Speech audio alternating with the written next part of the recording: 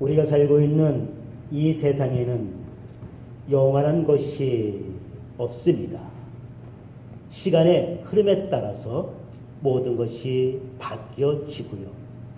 흥망성쇠를 계속 겪는 것이 바로 우리가 살고 있는 이 세대라 할 수 있습니다. 그래서 전도서는 모든 것이 다 헛되고 헛되다 이야기하고 있습니다. 어제 잠시 인터넷 검색한 것이 있었습니다. 그것은 우유에 관한 기사하고 이제 타이핑 해봤습니다. 생각했던 대로 우유에 관한 기사가 쭉 뜬 것을 보았고요. 몇 개 클릭했더니 역시 생각했던 대로 어떤 기사에서는 우유가 완전 식품이다. 어떤 기사에서는 우유가 오히려 고혈고다증을 이렇게 발생시킨다 뭐 등등 여러 가지 호불호가 갈리는 것을 볼 수 있었습니다. 또 한 가지 타이핑했습니다. 커피에 관한 기사 했더니 또 커피에 관한 기사가 쭉 나왔고요. 역시 들여다봤더니 어디에는 커피가 좋더라, 어디에는 커피가 안 좋더라. 한 가지만 예를 든다면 하루에 여성이 커피 4잔 이상을 마시면 마시지 않는 사람보다 우울증에 걸리지 않을 확률이 20%가 높더라. 하지만 다른 측면에서는 커피 4잔 이상 마심으로 또 안 좋은 면이 또 있을 것이에요. 이와 같이 세상에서는 호불호가 갈려져요. 즉 완전한 진리도 없고요. 또 그런가 하면은 이것이 시대의 흐름에 따라서 바뀌는 것을 볼 수가 있습니다. 오늘 새벽 화장실에서 잠시 보았던 기사였습니다. 비타민에 관한 기사였어요. 과거에 비타민이라는 존재가 밝혀지지 않았을 때는 사람들이 원인도 모르고 병에 걸리고 죽어가는 일들이 있었습니다. 하지만 이제 그 의학자들에 의해서 혹은 과학자들에 의해서 비타민이라는 존재가 발견되어지고 그러면서 그 전에 알지 못했던 그 질병들에 대한 치유가 있게 되었답니다. 근데 오늘 보았던 그 기사 보니까 비타민에 관한 그런 부정적인 시각의 기사였어요. 즉 오히려 비타민을 많이 먹음으로 여러 종류 있지요. 먹음으로 오히려 몸에 부작용이 일어날 수 있다라고 하는 오랜 임상 실험 결과를 가지고 이렇게 나온 기사였습니다. 과거에는 그것이 옳은 줄 알았는데 과학과 의학이 발달되면서 옳았다고 생각하는 것에 오류가 있음을 발견되기도 하고요. 또 과거에 그것이 나쁜 건지 알았는데 나중에 가서는 그것이 오히려 좋다는 것으로 발견되어지기도 하고요. 우리가 살고 있는 이 세상이 보여주고 있는 바로 한계입니다. 근데 이것은요, 우리 인간관계 속에서도 마찬가지, 국제사회 속에서도 마찬가지인 것을 알 수가 있어요. 그전에는 혈맹이요, 동맹이었는데 이제 자기 나라의 국익을 위하여서 그 관계가 소원해지고 적국까지는 안 가더라도 그 관계가 깨어지기도 하는 국제사회 모습 볼 수 있고요. 우리 개인 간의 모습도 그런 모습들이 나타나요. 그전에는 그 사람 못쓸 사람이야 막 욕을 했던 사람이 이제 그 사람이 필요하니까 은근히 그 사람 곁에 가 있는 그런 것도 볼 수가 있습니다. 바로 우리들의 삶 속에 나타나고 있는 모습들입니다. 그래서 이 세상에 속해 있는 것들은 영원한 것이 없더라. 엎치락치치락 바뀌더라. 흥망성쇠를 겪더라. 우리 인생도요. 자, 그런데 영원히 변하지 않는 것들이 있는데 그 가운데 한 가지가 바로 성경 말씀입니다. 성경 말씀은 영원하더라. 바뀌지 않더라.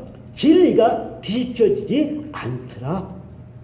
잘 아시는 성경 한 두 구절만 잠깐 본다면 이사야 40장 8절 푸른 마르고 꽃은 시드나 우리 하나님의 말씀은 영영이 서리라 하라. 풀이 마르고 꽃이 시든다는 것은 세월의 흐름을 이야기하지요. 그 세월의 흐름 앞에서 많은 것이 다 바뀌어지는데 오직 하나님의 말씀은 세월이 아무리 흘려도 바뀌지 아니하더라. 아멘. 아멘.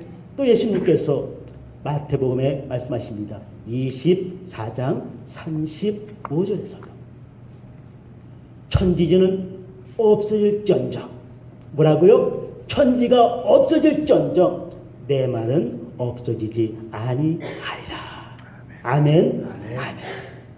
하지만 이 성경을 보게 되면 또 이 기독교 역사 그리고 우리 일반 역사를 보게 되면 이 성경에 대해서 성경을 말살하려고 하는 그런 많은 시도들이 있었음을 알 수가 있어요. 영원히 변치 않는 이 성경에 대해서 사단의 계획 가운데 하나겠지요. 그 성경을 말살하려고 하는 그 계획들이 또 시도됐던 것들이 얼마나 많은지 볼 수가 있다는 이야기예요. 좁게는 우리 일개인의 삶 가운데서, 조금 넓게는 오늘 가정 속에서, 좀 더 넓게는 사회 혹은 국가적으로 이 성경을 말살하려고 하는 그런 사단의 계획이 나타나는 것들을 많이 볼 수가 있답니다.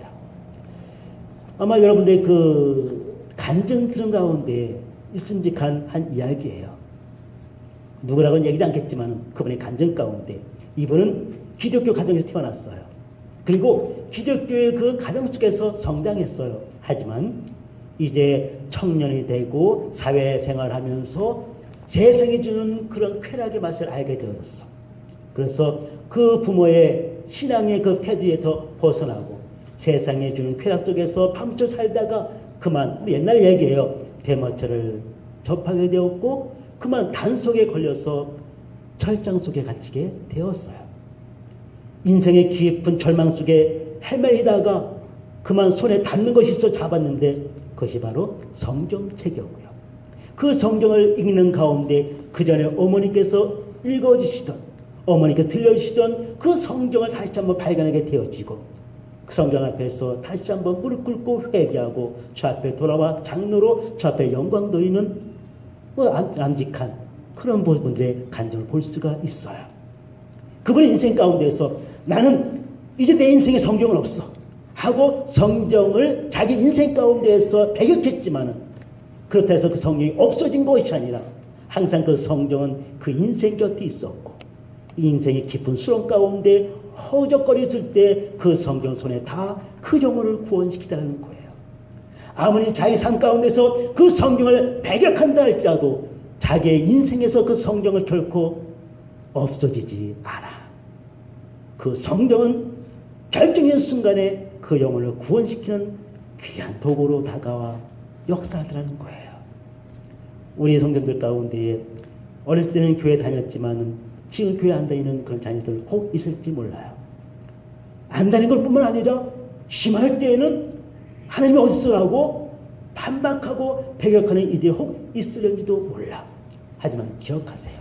하나님께서 한번 택한 그 영혼은 결코 버리지 아니하시고 하나님의 약속의 말씀이 항상 그 곁에 계셔서 그가 힘들고 어려울 때 그 성경은 마치 구원자처럼 다가와 그 영혼을 구원시키는 거 꼭 믿으시고 의심치 아니하시고 인내로 기도하시면 그 영혼이 주 앞에 돌아온 역사 임할 줄 믿으시기를 바랍니다. 또 그런가 하면은 한 가정 속에서 또 성경을 또 이렇게 배격하는 그런 경우도 있어요. 역시 옛날에 듣던 간증 가운데 하나예요. 시집 온 며느리가 있어요. 근데 교회 다니는 며느리였어요. 근데 그 시집은 예수 안 믿어. 주일마다 교회 나가고 또 가끔 새벽기도 나가.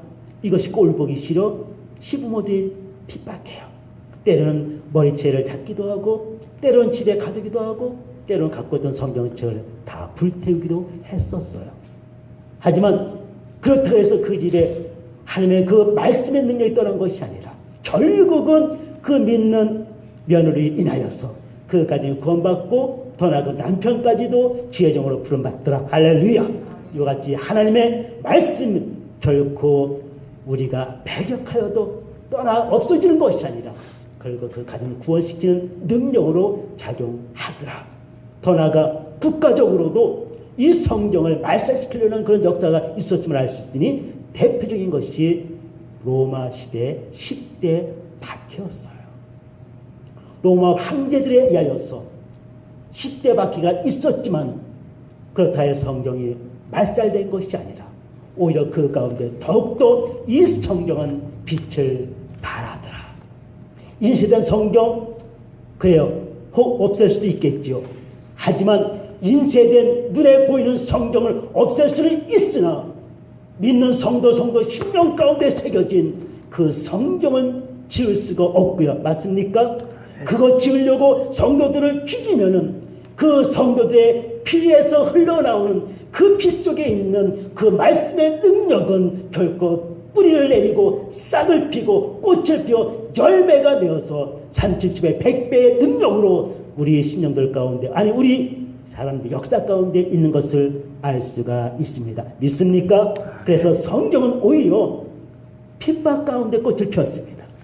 성경은 오히려 그 환난 가운데서 아름답게 그 열매를 낸 것을 알 수가 있습니다. 무엇을 통해서? 기독교의 역사를 통해서. 그래서요 사단이 계획을 바꿨다는 거 아니에요? 그 전에 사단이 믿는 사람들을 옥에 가뒀어.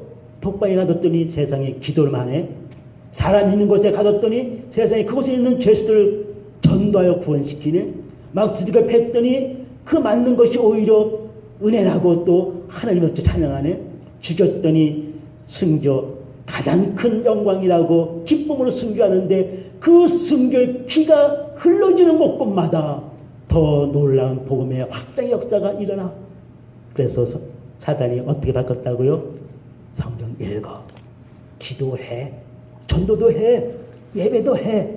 그런데 언제? 다음에 전도도 해. 하지만 좀 다음에 지금 바쁘잖아. 말씀 읽어야지. 안 들면 어떡해. 근데 지금 힘들잖아. 내일 다음에 예배 드려야지. 안 들면 어떡해. 믿는 사람이. 근데 오늘도 힘들잖아. 다음에. 그래서 홍수 가운데에 마실 물이 없는 것처럼 지금은 마음껏 성경을 읽을 수 있는데 오히려 성경을 찾는 소리 틈을 들어 마음껏 전도할 수 있는 기회가 주어졌는데 오히려 복음의 벙어리로 살더라. 사단의 계획 가운데 혹시 내가 지금 놀아나고 있지는 않는가 한번 돌아봤으면 좋겠습니다.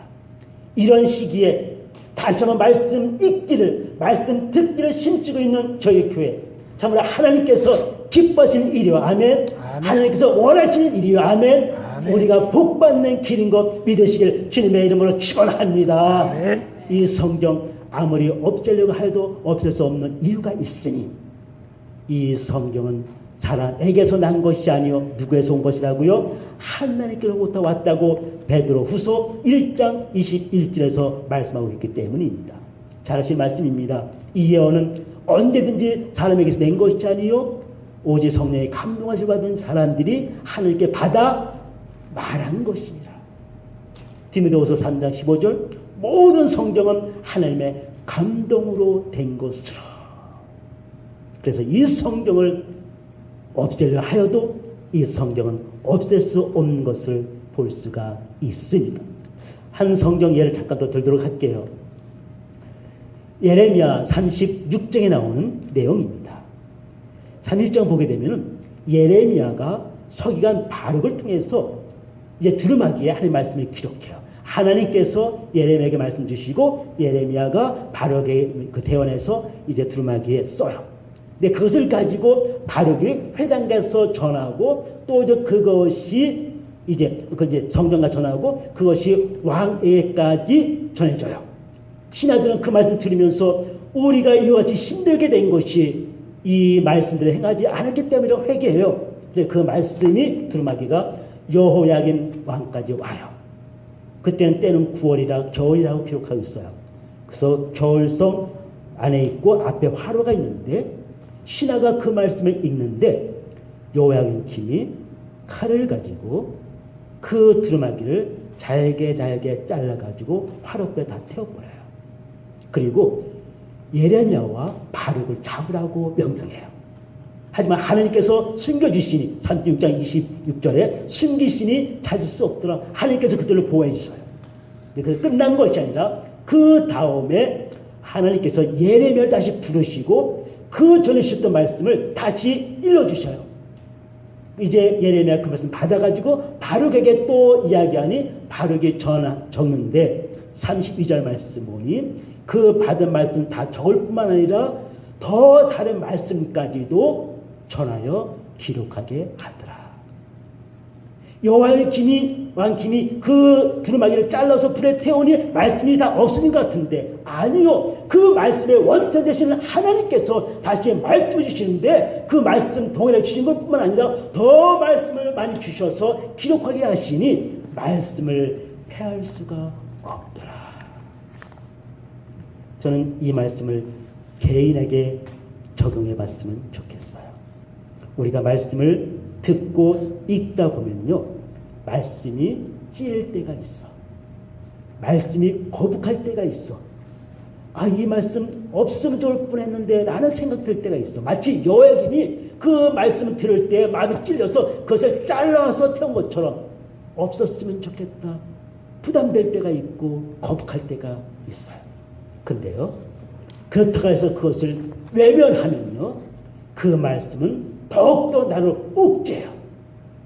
그리고 그 말씀에 계속 부인하게 되면은 요한계시록 마지막 장에 나온 말씀처럼 이 말씀을 제하거나 더하게 되면은 재앙이 그에게 임한다는 말씀처럼 점점 나의 삶이 힘들게 되어져요. 제가 예를 하나 들게요. 지금부터 한 7, 8, 9년 전에 있었던 저의 이야기예요. 참 부끄러운 이야기지만 그때 제가 프랑스 밀에 있는 포덱스라는 그 미군 공군 기지에 거기에 청소를 이제 했었어요. 밤에 한일 청소했었어요. 근데 문제가 있었어요. 뭔가니 주일 저녁에도 해야 한다는 거였어요. 그러니까 월, 화, 수, 목, 금을 위해서 저는 주일 저녁부터 목요일 저녁까지 화장실 청소해야만 그 다음날 깨끗해지니까 제 마음에 부담이 있는 거예요. 야, 나 목사인데 내가 주일날 저녁이지만은 가서 일한다는 것이 제 마음에 너무 부담이 있었어요. 근데 성경을 볼 때마다 이상하게 주일을 범하지 말라는 그 말씀이 더 눈에 띄는 거야. 그래서 난 그래도 내가 뭐 먹고 살고자 위한 것이 아니라 그때 교회가 어렵기 때문에 몸된 자단에 재정적인 도움을 내가 좀 주고 또 나도 이렇게 물질 봉사하고 싶어서 하는 건데 하면서 그 말씀을 오히려 이렇게 좀 제끼고 그 말씀이 날 뻔하면 지나가고 이런 식으로 그 말씀을 제하려고 하는 그런 시도가 있었어요. 근데요, 점점 그 말씀은 저를 억누르다고요. 그 말씀 볼 때 더욱더 괴로워지는 거예요. 그렇다고 그만두기엔 너무 아까운 일이었고, 그래서 결정했어요. 하나님, 말씀 피하지 않고 말씀을 제거하지 않고 말씀을 회피하지 않고 그 말씀대로 행하겠습니다 라고 결단하고 그 다음부터 어떻게 했는 거 아니? 주일 날에는 일하지 않고 밤 11시에 가서, 그전에는 뭐 8시부터 혹은 6시부터 시간 되면 가지를 했거든요. 밤 11시에 집에서 출발해가지고 거기서 기다리고 있다가 밤 12시 땡 되면 그때부터 일하기 시작했어요. 마치 어떤 목사님이 토요일 밤에 면도하다가 12시에 딱 됐는데 반쪽밖에 못해서 그냥 밤 시험 뒀던 것처럼 12시 딱 되면 그때부터 청소했어요. 근데 피곤하더라고. 왜 그 전에 6시나 8시부터 시작하면 일찍 끝나는데 12시부터 시작하니까 늦게 끝나. 피곤해. 근데 또 한 가지 마음에 부담이 있었어. 일은 12시부터 시작했지만은 일하러 가는 그 시간도 결국은 일하는 거 포함된 것이 아닌가. 또 부담이 되는 거예요. 그래가지고 그 다음부터 되는 거니 12시 넘어가지고 차 몰고 갔어. 그래야만이 마음이 편할 것 같아죠. 12시 넘어서 차 몰고 가지고 그때도 일하기 시작했는데 너무 힘든 거예요. 하나님께 기도했어요. 하나님, 너무 힘들어요. 하나님, 이 말씀 가운데 자유케 해주세요.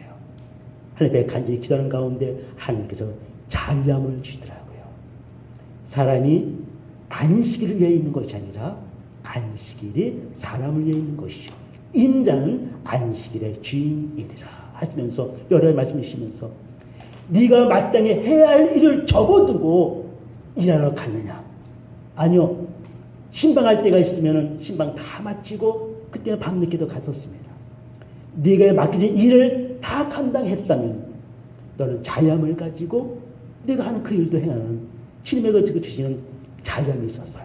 그날 때는 평안하게 그 일을 감당할 수 있었고, 그 다음에 동일한 말씀이 부딪혔지만은 더 이상 그 말씀이 나를 옥죄거나 그 말씀이 걸림돌되어 넘어지 않을 수가 있었답니다.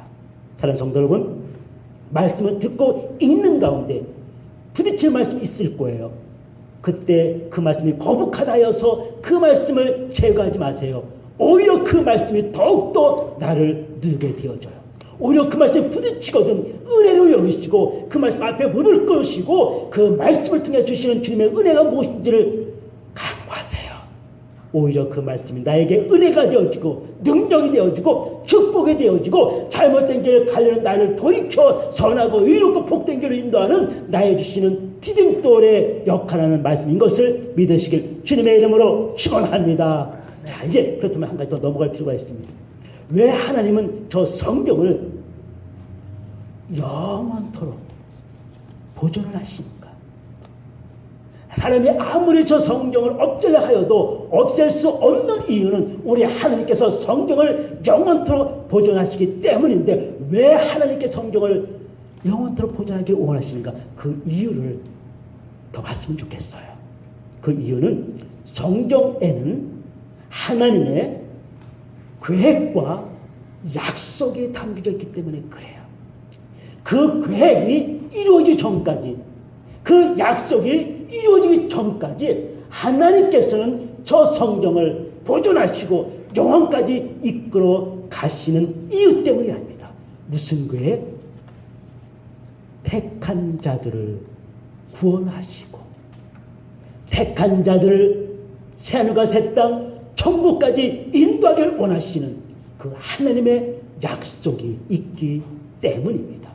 아직도 성경이 유효한 것은, 아직도 성경이 역사가 있는 것은 지금도 하나님께서는 택한 영혼들을 저 성경을 통해서 구원하기를 원하시고 그 수가 차기까지 우리 하나님께서는 저 성경을 보존하시니 저 성경을 폐할 자 없고 성경은 영원하더라. 언제까지예요? 요한계시록 나온 말씀처럼 이 세상은 종이축 말린 것처럼 말려지고 새하늘과 새 땅이 임하여서 모든 택한 백성들이 천국에 들어갈 때까지, 택한 백성들이 천국에서 하나님을 대면하여 안전히 거할 때까지 이 성경을 하나님께서 보존하시는 것입니다. 그러니까 이 성경은 영원해요. 이 땅에서. 자, 우리는 여기서 이렇게 질문할 수 있어요. 그럼 하나님께서 대체 언제 새하늘과 새 땅을 우리에게 허락하신 것입니까? 대체 언제 주님 재림하시고 대체 언제 우리가 천국에 임하는 것입니까? 왜 이렇게 안 오는 거예요? 우리 잘 아시는 베드로 후서 3장 8절 9절. 사랑하는 자여, 주께는 하루가 뭐 같고요? 천년 같고 천년이 하루 같은 이 한 가지를 잊지 말라. 그것이 왜냐고요? 그대 말씀 보니 주의 약속은 어떤 이에 더디다고 생각하는 것처럼 더딘 것이 아니라 오직 너희에 대해서 어떻게 오래 참으사, 너희에 대해서 오래 참으사 아무도 멸망치 않고 다 회개하기에 이르기를 원하시느니라. 우리 주님께서 새하늘과 새 땅을 우리에게 지금이라도 허락하기를 원하시지만 지금도 우리 주님께서 참고 기다리고 인내하시는 것은, 오래 참으시는 것은 그 택한 백성들, 그리고 더 나아가 아무도 멸망치 않고 다 구원에 이르기 위하여서 지금도 하나님께서는 참고 성경 말씀대로 오래 참으시는 가운데 있음을 믿으시길 주님의 이름으로 축원합니다. 아멘. 그렇다면 이제 우리가 무엇을 어떻게 해야 할 것인가가 나타나요. 대체 어떻게 해야 될 것인가? 주님은 우리에게 말씀하고 있어요. 잘 아시는 고린도 전서 1장 21절 후반절. 하나님은 전도를 통하여 믿는 자들, 다시 말해서 택한 자들을 구원하길 원하신다고요. 하나님께서 갖고 계신 계획 가운데에 그 택한 자들을 구원하기를 원하시는 것이 뭘 통해서? 전도에 일어난 것을 통해서. 근데 그 뒤에 23절 말씀 보니 그 전도가 무엇인고 하니 십자가에 못 박힌 예수를 전하는 것이라고요. 십자가에 못 박힌 예수를 전하는 것이 전도인데, 바로 이 전도는 유대인들에게는 걸치는 것이고 이방인들에게는 일하는 것이지만은 구원을 받는 우리에게는 하나님의 뭐라고요? 능력이고 더 나아가 하나님의 지혜라고 기록하고 있어요. 하나님께서 지금 당장이라도 재림하셔서 이 땅을 심판하기를 원하시지만 택한 백성 아니 한 명이라도 더 구원받기를 원하셔서 지금도 그 재림을 이루고 계시는 가운데 우리를 통해서 이루기 원하시는 것은 우리를 통하여 전도가 되어지고 그 전도를 통하여 하나님께서 택한 백성들을 구원하기를 원하신다는 사실입니다. 디모데 후서 4장 2절 심쓰라고요. 뭐 심쓰라고요? 때를 얻든지 못 얻든지 항상 주의 복음을 전하라고 심쓰라고 우리에게 권면하고 있답니다. 2주 전 우리 전사님 찬 시간에 얘기했던 그 불교에 있는 그분, 저도 많은 사람들 함께 만나는 그 모임 가운데서 서너 번 만난 적이 있습니다. 그가 또 불교에 믿고 있다는 것도 알았어요. 하지만 그에게 지나가는 말이라도 예수 믿고 구원받으세요 라고 전하지를 않았어요. 물론 1대1 관계 속에 있는 적은 없었지만, 하지만 지나가는 말이라도 마땅히 전하였었는데 저는 항상 심쓰라는 그 말씀을 비춰봤을 때 그리 하지 못했던 것을 알 수가 있습니다. 사랑하는 성도 여러분, 말씀이 우리에게 말씀하고 있어요. 말씀이 우리에게 권면하고 있어요. 말씀이 우리에게 항상 심쓰라고 우리에게 증거하고 있답니다. 무엇을? 내가 믿고 있는 이 복음의 도를 심써 전하라고 말씀하고 있답니다. 그리할 때에 사도행전 16장 14절에 주께서 루디의 마음을 여사 바울의 말을 청종케 하셨다고요. 즉 바울이 전하는 그 전도의 그 메시지가 힘이 있어서 그 루디의 마음을 연 것이 아니라 주께서 먼저 루디의 마음을 여셔서 바울의 말을 청종케 하셨다고요. 또 그 밑에 13장 그 보게 되면은 영생 주시기로 작정한 나들은 다 믿더라.